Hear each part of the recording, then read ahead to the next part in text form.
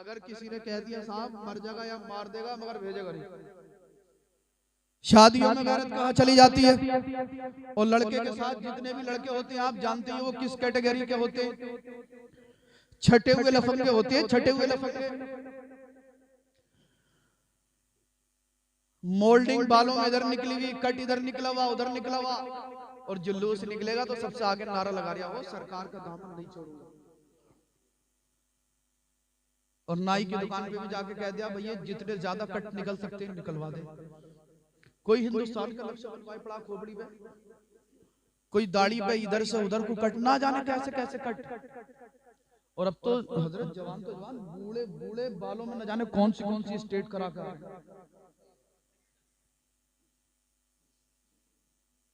यार हो क्या गया। हाँ अब कुछ लोग ये कह देंगे बोले सैयद साहब नाइयों के पेट पर ही लात मार रहे हैं, मोल्डिंग नहीं कराएंगे, कलर नहीं कराएंगे तो नाइयों की दुकानदारी कैसे चलेगी। ले भैया शराब के ऊपर बोल दो तो शराब वालों के पेट पे लात लग रही है, बाजे के ऊपर बोल दो तो बाजे बजाने वालों के पेट पे लात लग रही है, दाढ़ी के ऊपर बोल दो तो बेचारों के हजामत बनाने वालों के पेट के ऊपर लात लग रही है।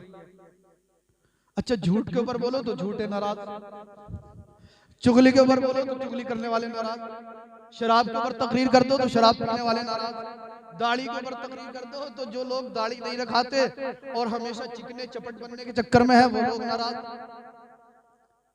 पर्दे के ऊपर बोल दो तो जो लोग अपनी माँ बहनों को बेपर्दा घुमा रहे हैं वो लोग नाराज। बोले तो बोले काहे पे यार, तकरीर कौन से टॉपिक पे करें, कौन से उन्वान पे तकरीर करें। आपको गैरत नहीं आती इसमें हमारा क्या कसूर। शराब तू पी रहा, शराब पीना छोड़ दे, और याद रखना नहीं छोड़ेगा तो ऐसी हजामत बनेगी बेटे किसी नाई ने नहीं बनाई। मुनकर नकीर ऐसा गुर्ज फेरेंगे कि सारी निकाल लेंगे। तौबा करो तौबा। और अब तो आके क्या है, बोले हजरत वो शराब थोड़ी है, वो तो अंगूर का जो का हाँ सत है, सत्तू है जो अंगूर का जूस है, वो शराब थोड़ी है। मैंने कहा वाह भाई वाह, 19 साल तक माकुलात और मंतुलात की जितनी भी किताबें ये उलमा हमें पढ़ाते हैं हमने पढ़ी, और हम दूसरे बच्चों को पढ़ा रहे हैं, तो ये हमें सिखा रहा, हमें पता ही नहीं। अच्छा शराब का नाम बदल दो तो क्या वो हलाल हो जाएगी। ये उन लोगों की चालाकी। मैंने कहा ना आप दूसरों की तहजीब और झांसा क्या दे रहे हैं, बियर पीने से जिस्म में ताकत आती है। तो जितने कमजोर थे डॉक्टर लोगों ने बियर पिला के ठीक ना कर देते। अब यार बेवकूफ, वैसे बहुत होशियार बनने आप, मल्टीविटामिन के कैप्सूल इतनी कंपनियां बना रही हैं सब बंद हो जाएंगी। कैल्शियम की टेबलेट और कैप्सूल कौन खरीदेगा अगर बियर पीने से ताकत आ जाती तो। याद रखना, हमेशा याद रखना, इस्लाम ने जिस चीज को हराम करार दे दिया उस चीज में जर्रा बराबर शिफा नहीं है। बियर पियोगे तबाह हो जाओगे, बर्बाद हो जाओगे, हलाक हो जाओगे। और सरकार फरमाती है शराब पीने वाले पर दुनिया में 23 अजाब होती है। उनमें एक अजाब यह है कि जब मरेगा तो बिल्कुल गरीब होकर मरेगा, दूसरा मरेगा भूखा होकर मरेगा, तीसरा प्यासा होकर मरेगा, चौथा जलील और रुसवा होकर मरेगा। और आपने देखा ही होगा शराब पीने लगे इंसान कितनी प्रॉपर्टी हो, जब तक मरता ना सब खत्म कर जाता। अगर तौबा कर ले तो अल्लाह माफ फरमा दे भाई, उसकी रहमत के खजानों में कमी नहीं है। वो तो बस ये कहता है मेरे बंदे एक बार तू मोहब्बत के साथ अकीदत के साथ कह दे और सच्चे दिल से तौबा कर ले, मैं तेरे गुनाहों को माफ कर दूंगा। तो आप नाम बदलो या कुछ भी कर लो, देखो मरना जरूर है, मरना जरूर है। मेरे भाइयों अपने घरों में पर्दे का माहौल पैदा करो। और मैं अपनी माँ बहनों से भी हाथ जोड़कर कहूंगा शादी का मौका हो या कोई और तकरीब हो, हर हाल में पर्दे में रहना, पर्दे में रहकर जिंदगी गुजारना। ये नहीं जानती है आज के इस पुरफितन दौर में जब कोई बहन कोई बेटी पर्दे में रहकर जिंदगी गुजारेगी, अल्लाह अल्लाह रब की रहमत के फरिश्ते कहेंगे मौला इस पुरफितन दौर में तमाम औरतें बेपर्दा घूम रही है, गैर महरम लोगों के सामने बेपर्दा जा रही है, गैर महरम लोगों के सामने बेपर्दा जिस्मों की नुमाइश करा रही है।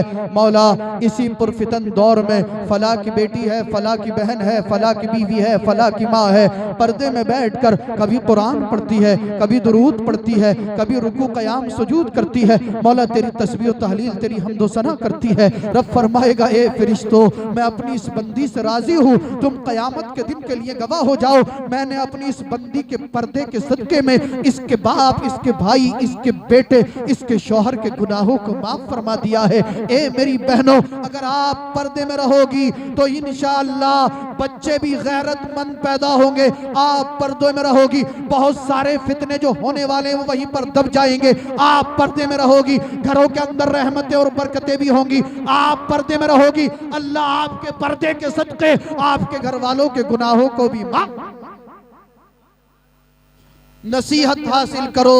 एक यहूदिया गैर मुस्लिमा 7 साल हो गए, शौहर का इंतकाल हो गया, घर से बाहर नहीं निकलती है। 7 साल से एक जोड़ी कपड़े में जिंदगी गुजार रही है। अल्लाह अल्लाह, 7 साल के बाद जब कपड़ा फटने लगा, बच्चे ने देखा, कहा माँ मेरी निगाह नहीं उठती, जिस्म जाहिर होने लगा है, मुझे हया आती है, मैं चाचा के दरवाजे पर जाता हूँ। बच्चा चाचा के घर गया, चाचा ने मदद ना की, धुतकार दिया, बच्चा रोता हुआ आया। सहाबी रसूल से मुलाकात हुई, सहाबी रसूल ने सीने से लगाया, कहा जा मोहम्मद रसूलुल्लाह के दरबार में चला जा, तेरी मुराद पूरी कर दी जाएगी, परेशानी से निजात मिल जाएगी। बच्चा घर आया, माँ से इजाजत ली, सरकार के दरबार में पहुंच गया, कहने लगा मैं आपसे मदद मांगने के लिए आया हूँ, मैं आपसे मदद तलब करने के लिए आया हूँ, मैं आपसे के बारगाह में एक परेशानी लेकर आया हूँ, मैं कुछ अरीजा लेकर आया हूँ। अल्लाह अल्लाह, किसका बेटा है? उस यहूदी का बेटा है जिसका बाप दुश्मन रसूल था, कट्टर दुश्मन रसूल, सरकार की शान में गुस्ताखियां बेअदबियां किया करता था। 7 साल के बाद जब उस यहूदी का बेटा नबी के दरबार में पहुंचा, मेरे आका ने सुना गरीब है, मुफलिस कल्लाश है, अल्लाह अल्लाह, इसकी माँ के पास पहनने के लिए कपड़ा भी नहीं है, कपड़ा भी है तो पटा हुआ है। मेरे नबी ने सुना, आंखों में आंसू आ गए। सहाबा इकराम देख रहे हैं, सरकार की आंखें अश्कबार हैं, सरकार की आंखों में आंसू रवा है। मेरे नबी के शाने मुबारक पर एक कीमती चादर पड़ी हुई है, रेशमी चादर है। अल्लाह अल्लाह, ये कौन सा लिबास है? ये वो लिबास है जिसके बारे में कुरान कहता है बिस्मिल्लाहिर्रहमानिर्रहीम, या अय्युहल मुज़्ज़म्मिल। अल्लाह अल्लाह, मुझे कह लेने दो, नबी का लिबास बड़ी अजमत वाला है, मुझे कह लेने दो। नबी की बारगाह में सहाबा इकराम की तमन्ना रहती थी कि काश सरकार अपनी चादर मुबारक या अपना पैराहन हमें अता कर दें तो हमारी जिंदगी सवर जाए। एक सहाबी मेरे नबी की बारगाह में हाजिर हुए, अर्ज किया सरकार, जो तहबंद आपने बांधा है ये मुझे पसंद है, आप मुझे अता कर दीजिए। किसी ने मेरे नबी की बारगाह में नजराना पेश किया था, सरकार अंदर गए, दूसरा तहबंद बांधा और उस तहबंद को लाकर तह बनाकर अपने गुलाम को अता कर दिया। अल्लाह अल्लाह, सरकार हुजरे में तशरीफ ले गए, दीगर सहाबा इकराम ने इन सहाबी को घेर लिया और कहा कैसे आशिक रसूल हो, कैसे मुसलमान हो, कैसे मोमिन हो? नबी को ये चादर बड़ी पसंद आई थी, आज ही नबी की बारगाह में पेश की गई थी। अल्लाह अल्लाह, नबी ने आज पहली बार इस तहमत को इस्तेमाल किया था, आपने मांग लिया। आप जानते हो नबी से अगर कोई चीज मांगी जाती है नबी मना नहीं करते, नबी फौरन अता कर देते हैं। इन सहाबी ने हाथ जोड़कर अर्ज किया था, ए मेरे भाइयों सुनो, मेरा इरादा ये है, ये चादर मैंने इस नियत से ली है, मैं तुम्हें वसीयत करता हूँ कल जब मेरा इंतकाल हो जाएगा तो इसी चादर को मेरे जिस्म से लपेट देना, मेरा कफन ये चादर बनेगी। मेरा अकीदा है अगर मेरी जिस्म से अल्लाह के महबूब का लिबास जो पहना हुआ है, रसूल का पैराहन लिपटा हुआ होगा तो अल्लाह मुझे जहन्नम के अजाब से बचा। सुभान अल्लाह, सुभान अल्लाह, बहुत ये सरकार के लिबास की अजमत।